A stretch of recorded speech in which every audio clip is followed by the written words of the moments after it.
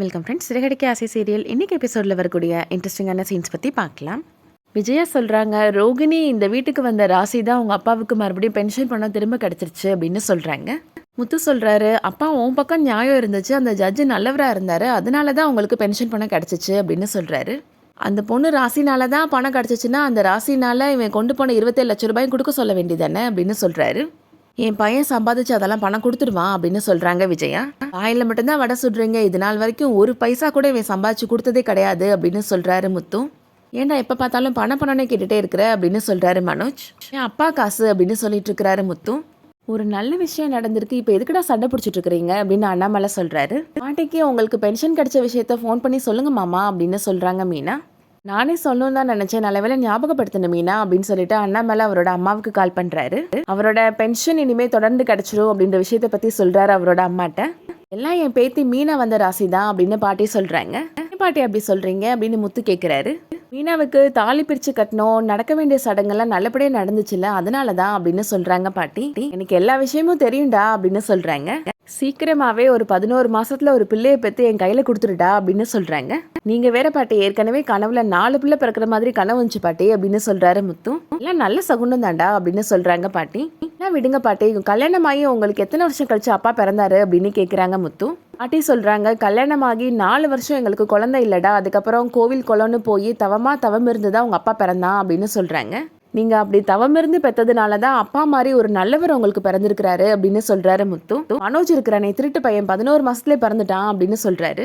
பாட்டி சொல்கிறாங்க, எனக்கும் ஆம்பளை பையன், உன்னோட அம்மாவுக்கும் 3 ஆம்பளை பசங்க, நீயாவது மீனா மாதிரி ஒரு மகாலட்சுமி பெற்று கொடுடா அப்படின்னு சொல்கிறாங்க.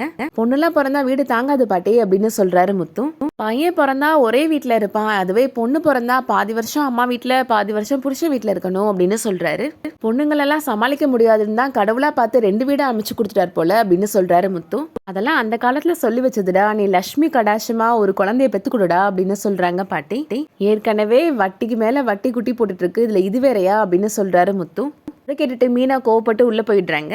முத்து அண்ணாமலைட்ட சொல்றாரு, ஆம்பளை பையன் பிறக்கிறதுலயும் ஒரு சிக்கல் இருக்குப்பா, இவனை மாதிரி திருட்டு பையனா பிறந்துடக்கூடாதுல்ல அப்படின்னு சொல்றாரு. என்ன அங்கிள், அண்ணன் கொஞ்சம் கூட மரியாதை இல்லாம பேசிட்டு இருக்கிறாரு இவரு அப்படின்னு கோவப்படுறாங்க ரோகிணி. புது இடத்துல வச்சு மனோஜ் வேற அடிக்கிறாரு இவரு அப்படின்னு சொல்றாங்க ரோகிணி. மனோஜ் எவ்வளவு டீசென்டா ரெஸ்பெக்டா நடந்துக்கிறாரு, அந்த விஷயத்தெல்லாம் நீங்க சொல்லி கொடுத்து இவருக்கு வளர்க்கலையா அப்படின்னு கேக்குறாங்க ரோகிணி. இவன் என் காசை தூக்கிட்டு ஓடி போயிட்டா அந்த காசை கொடுக்க சொல்லு அப்படின்னு சொல்றாரு முத்து.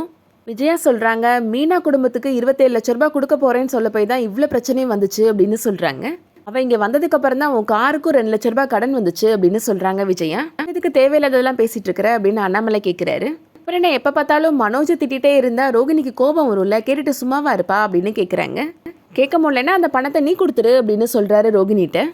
பொண்டாட்டி நீவா போன்லாம் பேசாத அப்படின்னு மனோஜ் சொல்கிறாரு. வேற எப்படி பேசணும், இன்னொரு கையை உடச்சி விட்டுலாமா அப்படின்னு கேட்குறாரு முத்து. அவர் மேலே கை வைக்கிற வேலையெல்லாம் வச்சுக்கிடாதீங்க அப்படின்னு ரோகிணி சொல்லிட்டு இருக்கிறாங்க. என்னடா பொண்டாட்டி பின்னாடி போய் ஒளிஞ்சிட்டு இருக்கிற அப்படின்னு கேட்குறாரு முத்து. அம்மா பின்னாடி போய் ஒளிவா, இப்போ இது பின்னாடி போய் ஒளிஞ்சிட்டு இருக்கிற அப்படின்னு கேட்குறாரு. அவன் உன்னோட அண்ணன் பொண்டாட்டி, மரியாதை கொடுத்து பேசு, அது இதுன்னு பேசாத அப்படின்னு அண்ணாமலை திட்டுறாரு. இதுக்கு சாப்பாடு எடுத்து வை மீனா அப்படின்னு சொல்கிறாரு. விஜயா ரோகிணிகிட்ட சொல்கிறாங்க, நீ கொஞ்சம் பொறுமையாயிருமா, அவன் வாய்க்கு பூட்டே கிடையாதுமா, அவன் பேசுகிறதெல்லாம் நீ மனசில் வச்சுக்காதம்மா அப்படின்னு சொல்லிடுறாங்க. மீனா இப்போ கோபப்பட்டு ரூம்குள்ளே வந்துடுறாங்க. என்ன மீனா, நான் சாப்பிட்றப்ப கூட எதுவுமே சரியாக பேசலை, இப்போ கோவமாக உள்ளே வந்துட்டேன் அப்படின்னு கேட்குறாரு முத்து. நீங்கள் பேசினதெல்லாம் கேட்டு மனசு ரொம்ப குளிர்ந்து போச்சு, அதனால தான் அப்படின்னு மீனா சொல்கிறாங்க. பொண்ணுங்கன்னா உங்களுக்கு என்ன பாரமா அப்படின்னு கேட்குறாங்க. பொண்ணுங்களை வச்சு சமாளிக்க முடியாதுல்ல அப்படின்னு சொல்கிறாரு முத்து. அப்படி எத்தனை பொண்ணுங்களை வச்சு உங்களால் சமாளிக்க முடியாமல் போச்சு அப்படின்னு மீனா கேட்குறாங்க. உன்னை வச்சா என்னால் சமாளிக்க முடியலை அப்படின்னு சொல்கிறாரு முத்து. சரி சண்டைலாம் வேணா, வா தூங்கலாம் அப்படின்னு கூப்பிடுறாரு முத்து. இப்போ உங்களுக்கு பயமா இல்லையா, இந்த வட்டி குட்டி போடுன்ற பயம்லாம் இல்லையா அப்படின்னு கேட்குறாங்க மீனா. எனக்கு நல்லா புரியுது, நீ கட்டில படு, நான் கீழே படுத்துக்கிறேன் அப்படின்னு சொல்லிடுறாரு முத்து. மறுபடியும் முத்து பொண்ணுங்கனாலே பிரச்சனை அப்படின்ற மாதிரி பேசுறாரு. இவ்வளோ சொல்லி நீங்க கேட்க மாட்டீங்கல்ல அப்படின்னு சொல்லிட்டு தலகானையை வச்சு அடிக்கிறாங்க முத்து மேல. பதிலுக்கு மறுபடியும் முத்துவுமே மீனாவை அடிக்கிறாரு. 2 பேருமே சந்தோஷமா பேசி சிரிச்சிட்டு இருக்கிறாங்க. விஜயாவுக்கு இப்போ அவங்க 2 பேரும் பேசி சிரிக்கிற சத்தம் கேட்குது. இதுக்கு 2 எப்போ பார்த்தாலும் சண்டை போட்டுட்டு தானே இருக்கும், இப்போ என்ன சிரிச்சிட்டு இருக்குதுங்க அப்படின்னு நினைக்கிறாங்க. போகிற போக்க பார்த்தா மீனா சீக்கிரமாக பிள்ளையை பெற்றுக்குவா போலையே அப்படின்னு நினைக்கிறாங்க. அந்த டைமில் இப்போ ரோகிணி ரூமை விட்டு வெளியில் வராங்க. இப்போ எதுக்குமா ரூமை விட்டு வெளியில் வர அப்படின்னு கேட்குறாங்க விஜயா. தண்ணி எடுக்க வந்தேன் ஆண்டி அப்படின்னு சொல்கிறாங்க ரோகிணி. மனோஜ்ட்டு சொல்ல வேண்டியதானே, நீ எதுக்குமா வர அப்படின்னு கேட்குறாங்க.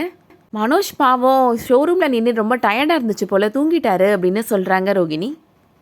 மனோஜுக்கெலாம் சில விஷயங்கள் புரியாது ரோகிணி, நீ தான் சொல்லி புரிய வைக்கணும் அப்படின்னு சொல்கிறாங்க விஜயா. இந்த குடும்பத்தோட வாரிசை நீ தான் பெற்றுக் கொடுக்கணும் அப்படின்னு சொல்லிடுறாங்க. விஜயாவுக்கு இப்போ நைட் ஃபுல்லாக தூக்கமே வர மாட்டேங்குது. அவங்களோட ஃப்ரெண்டு பார்வதிக்கு ஃபோன் பண்ணுறாங்க. முத்துவும் மீனாவும் முன்னாடி மாதிரி இல்லை, இப்போல்லாம் ரொம்ப சந்தோஷமாக இருக்கிறாங்க அப்படின்னு சொல்கிறாங்க. அதுக்கு ரெண்டும் தனித்தனியாக இருக்கிறப்பயே ஓவர ஆடுங்க, இப்போ சேர்ந்துச்சுன்னா நம்மளால் தாங்க முடியாது அப்படின்னு சொல்கிறாங்க. அவங்க 2 பேரையும் பிரித்து வைக்கிறதுக்கு ஏதாவது ஐடியா கொடு பார்வதி அப்படின்னு கேட்குறாங்க. ஆடி மாதம்ல இது புருஷன் பொண்டாட்டி சேர்ந்து இருக்கக்கூடாதுன்னு சம்பிரதாயம் இருக்குதுல்ல அப்படின்னு சொல்கிறாங்க விஜயா. ஆமாம், இது விஷயமா தான் மீனாவோட அம்மா கூட பேச வந்தாங்க அப்படின்னு சொல்கிறாங்க விஜயா. இந்த ஒரு காரணம் போதும் எனக்கு அப்படின்னு சொல்கிறாங்க விஜயா. மீனாவையும் முத்துவையும் இந்த காரணம் சொல்லி பிரித்து வச்சிடலாம் அப்படின்னு நினைக்கிறாங்க. அதோட இன்னைக்கான எபிசோட் முடியுது. இந்த வீடியோ பிடிச்சிருந்துச்சுன்னா லைக் பண்ணிக்கோங்க. சீரியல் அப்டேட்ஸ்க்கு நம்ம சேனலை சப்ஸ்கிரைப் பண்ணிக்கோங்க. தேங்க்ஸ் ஃபார் வாட்சிங்.